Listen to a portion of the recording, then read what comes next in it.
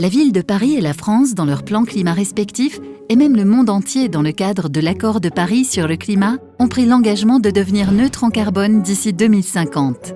Atteindre cet objectif ambitieux de zéro émission nette requiert la mobilisation de nombreux moyens, à commencer par la réduction à la source de l'empreinte carbone. Cette empreinte se compose d'émissions directes et indirectes. Une fois les sources d'émissions identifiées, des actions de réduction sont mises en œuvre. Efficacité énergétique et développement d'énergies renouvelables, transport doux et raisonné, consommation durable et investissement responsable.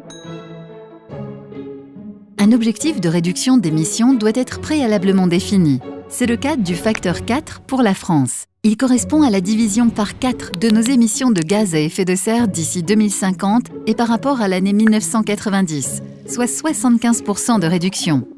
Une fois cet objectif atteint, des émissions résiduelles subsistent, 25% par exemple dans le cas de la France. Pour absorber ces 25% d'émissions résiduelles, les puits de carbone naturels sont mis à contribution. On parle alors de projets à émissions négatives, reforestation et reboisement, protection et réhabilitation de zones humides ou séquestration du carbone par les sols.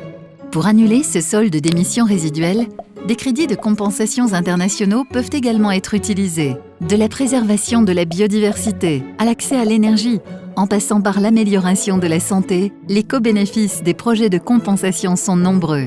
La neutralité carbone est un objectif à long terme précis et ambitieux qui trace une voie vers un monde zéro carbone.